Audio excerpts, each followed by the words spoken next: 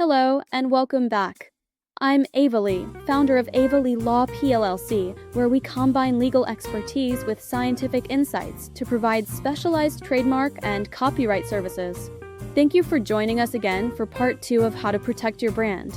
By now, you should have a solid understanding of the essentials of trademark protection and how these principles can safeguard your brand. At Ava Lee Law, we're dedicated to helping entrepreneurs like you protect their intellectual property. Each month, we offer 2 in-depth workshops to dive into these critical topics, empowering you to make informed decisions about your brand's future. If you haven't yet watched part 1, I highly recommend starting there, as it covers the foundational elements you'll need to fully benefit from today's session. In this part 2 Q&A session, we'll address some of the most common trademark questions, including those you submitted as well as others we frequently hear from our clients. So, let's dive in and go through your questions one by one. Let's get started. This video is provided by Ava Lee Law PLLC for informational purposes only and does not constitute legal advice. Viewing this content does not create an attorney-client relationship between you and Ava Lee Law PLLC. Any actions taken or decisions made based on the information in this video are at your own risk. For advice specific to your individual circumstances, we strongly recommend consulting a qualified attorney directly. Examples and scenarios discussed are illustrative and may not be applicable to your unique situation. Ava Lee Law PLLC disclaims all liability for any actions taken or not taken based on the information provided. For personalized legal assistance, please contact our office to schedule a consultation. As you watch, please don't hesitate to drop any questions you have in the comments below, and we'll get back to you as soon as we can. Thank you for joining us for this special session, and we look forward to connecting live in our future workshops. Now, let's jump into Q&A. All right, let's dive into our first question that can be confusing for many business owners. What's the difference between a brand name, and a business name? Understanding these terms can make a big difference in how you build and protect your business identity. Let's start with the business name. The business name is the official, legal name under which a company operates. This is the name registered with the state and used on formal documents, tax filings, and in legal matters. For example, our legal business name is Ava Lee Law PLLC. That's the name we're registered under as a professional limited liability company. Another example is the Coca-Cola Company, which is the legal name for the corporation behind the Coca-Cola brand. You'll see this business name on official documents, corporate filings, and legal agreements, but it's not necessarily what the public sees day to day. Now, let's move on to the brand name. The brand name is what a company uses to market itself to the public. This is the name customers recognize and associate with the company's products or services. In our case, while our business name is Ava Lee Law PLLC, our brand name is simply Ava Lee Law. This is the name we use to market our services, the name clients and the public recognize, and the name we present in all of our branding and marketing materials. Another example is Coca-Cola, which is the brand name used to market their products. While the official business name is the Coca-Cola Company, Coca-Cola is the brand name known worldwide. Finally, let's talk about the brand. The brand is the entire identity of the company. It includes not only the brand name, but also the company's visual elements, such as logos and colors, as well as the values, reputation, and overall customer experience associated with the company. At Ava Lee Law, our brand is more than just our name. It's our entire identity. Our brand represents our commitment to combining legal and scientific expertise to protect our clients' intellectual property. It's the trust and professionalism we offer, the services we provide, and the way we connect with our clients. Another example is Nike. Nike's brand includes its iconic swoosh logo, the Just Do It slogan, and an identity tied to athleticism, performance, and innovation. The brand goes beyond just the name. Nike represents a lifestyle and a customer experience that's recognized worldwide. So, to summarize, the business name is the legal name of the company, like Ava Lee Law PLLC, the Coca-Cola Company, or Nike Incorporated. The brand name is the name used to market the business to the public, like Avali Law, Coca-Cola, or Nike. And the brand is the entire identity, including the name, logo, values, and customer experience. Now, let's dive into our second question. Should I trademark my logo, slogan, and name separately or together? Let's break it down. First, let's talk about why it's usually better to register your logo, slogan, and name separately. Broader protection. By registering each one individually, you're protecting them on their own. So, whether you use just your name, only your logo, or just your slogan, each one is protected separately.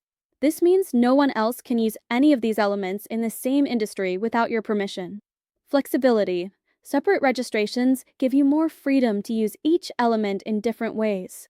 For example, sometimes you may just want to use your logo without the name or slogan, and sometimes just the name.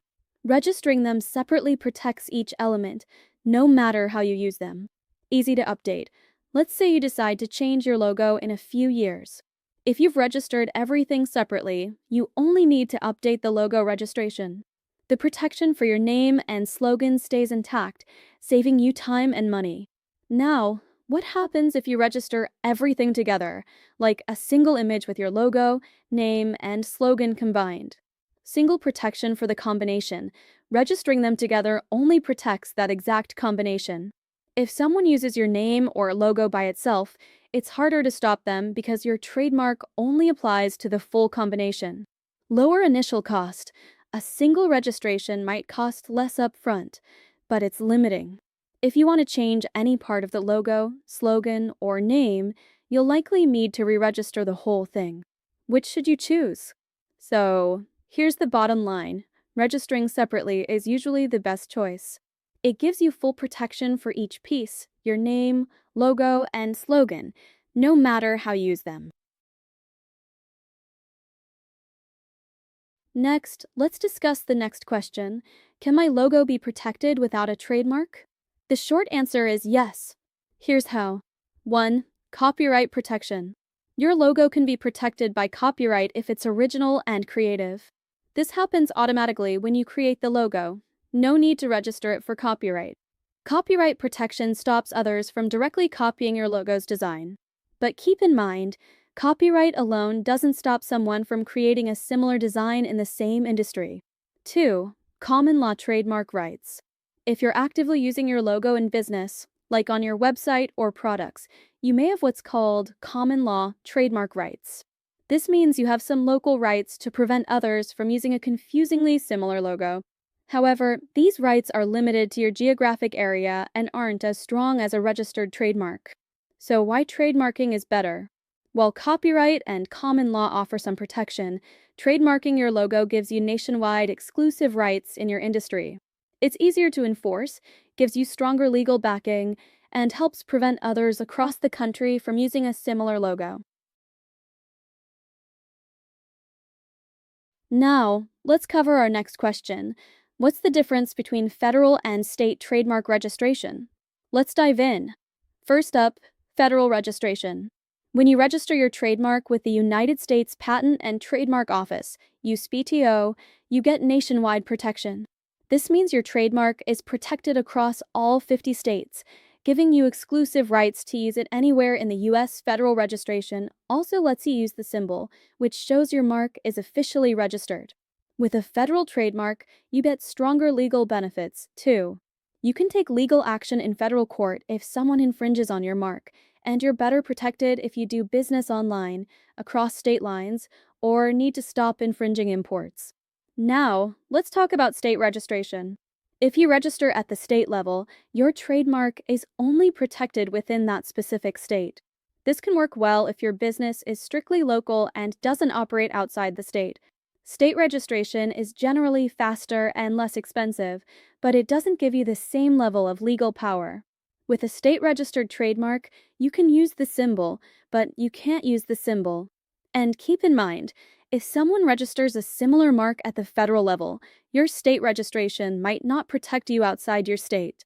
So, to sum it up, federal registration provides nationwide protection, stronger legal rights, and is ideal for businesses operating across state lines or online.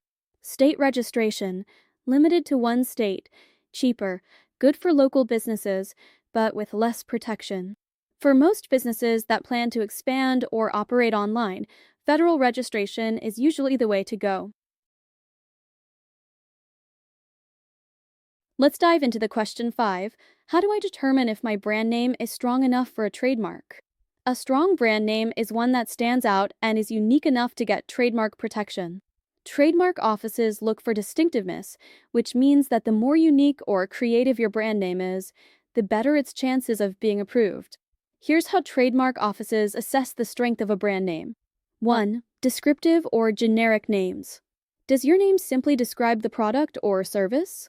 Names like Best Skincare are weak because they directly describe what the product is, which makes them harder to trademark. These are typically not eligible for trademark protection unless they acquire a special meaning over time. 2. Suggestive names. Does the name hint at what the product does without directly describing it? For example, Copper Tone for sunscreen gives a subtle hint but doesn't say sunscreen directly. Suggestive names are stronger and can qualify for trademarks more easily. 3. Distinctive or fanciful names. Is the name unique or even a made-up word, like Google or Kodak? These types of names are the strongest for trademark purposes because they're memorable and don't describe the product at all. Distinctive names are much easier to protect under trademark law. 4. Arbitrary names. An arbitrary name uses a common word unrelated to the product or service, like Apple for computers. This type of name is also strong because it's unexpected and doesn't describe the product directly, making it easier to trademark. When choosing a brand name, think about how unique it is in your industry. The more it stands out, the stronger it will be as a trademark. And remember, if you're unsure, doing a trademark search or consulting a professional can help ensure your brand name has the best chance for protection. Let's dive into the next common question. What exactly is a similar and confusing trademark? A similar and confusing trademark is one that's so close to an existing trademark in how it looks, sounds, or what it means that it could easily confuse customers into thinking the two brands are related or come from the same source. This doesn't mean that trademarks are identical. They can be confusingly similar even with slight differences. Here's what trademark offices look for when assessing confusion. Appearance. Do the trademarks look alike? This could be similar fonts, colors, or design elements. Sound. Do the trademarks sound similar when spoken aloud? Meaning. Do the trademarks convey a similar idea or feeling? Goods or services? Are they in the same industry? If both trademarks are used for similar products or services, confusion is more likely. Imagine there's a popular coffee brand called Java Joe's. Now, if someone tries to register a new coffee shop called Java Joy's, the names sound very similar, especially when spoken quickly. Since both brands are in the coffee industry, customers might easily think they're related or even part of the same company. Even though there's a small difference in spelling, the similar sound and industry make it likely to be considered confusing. Okay, let's talk about the next question no one wants to face. What happens if someone sues me for trademark infringement? If you're found liable, the consequences can be significant. Here's what you might face. 1. Injunctions. First, the court may issue an injunction, which is a stop order requiring you to immediately stop using the infringing trademark. You'd need to remove it from all your products, marketing materials, and websites to avoid further penalties. 2. Monetary damages. This is often the biggest financial hit. Here's a breakdown. Profits. You might have to hand over any profits earned from using the infringing mark. Actual damages. This covers any losses the original trademark owner experienced, like lost sales or harm to their reputation. Treble damages. If the court finds that you knowingly infringed, they might triple the actual damages as a penalty. Statutory damages. For cases involving counterfeit marks, there could be set damages ranging from $1,000 to $200,000 per counterfeit mark, depending on how severe the infringement is. 3. Attorney's fees and court costs. In addition to damages, you could be responsible for paying the trademark owner's attorney's fees and court costs, especially if the infringement is found to be willful. 4. Destruction of infringing goods. The court may require you to destroy any products or materials featuring the infringing trademark to prevent future use. 5. Reputational damage. Lastly, a lawsuit can harm your brand's reputation, potentially leading to lost customers and a hit to your credibility in the market. To sum it up, trademark infringement can lead to severe financial, legal, and reputational penalties. To avoid these risks, always ensure that your trademarks are unique and don't infringe on existing ones. Now, let's talk about what you can do if someone infringes on your trademark and you'd like to avoid a lawsuit. Here are some effective steps that can help protect your rights without going to court. 1. Send a cease and desist letter. One of the first things you can do is send a cease and desist letter. This is a formal notice asking the infringer to stop using your trademark. Cease and desist letters are often enough to resolve the issue, as they show you're serious about protecting your brand.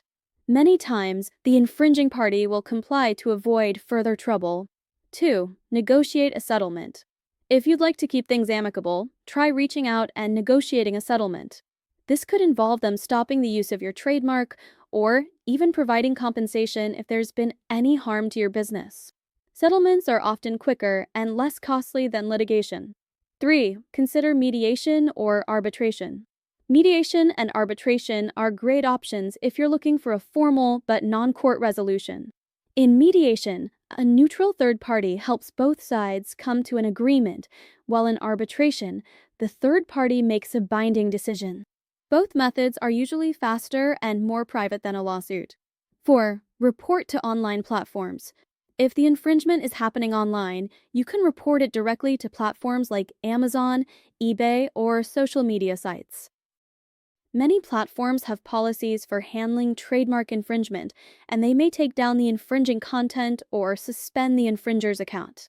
5. Use trademark watch services. To stay proactive, consider using a trademark watch service. These services monitor for potential infringements, alerting you to issues early on so you can take action before things escalate. Often, an early warning or a simple negotiation can resolve the situation quickly. In summary, if you want to address trademark infringement without a lawsuit, you have several effective options. From cease and desist letters to mediation, reporting online, and monitoring services, these steps can help protect your brand while keeping things out of court. Let's answer the last question. Can I register a trademark myself, or do I need an attorney? The answer depends on where you're domiciled, meaning where your permanent legal residence or principal place of business is located. 1. If you are foreign domiciled.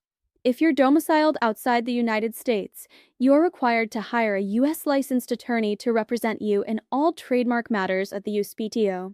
This requirement applies to foreign applicants, registrants, and parties involved in trademark trial and appeal board proceedings.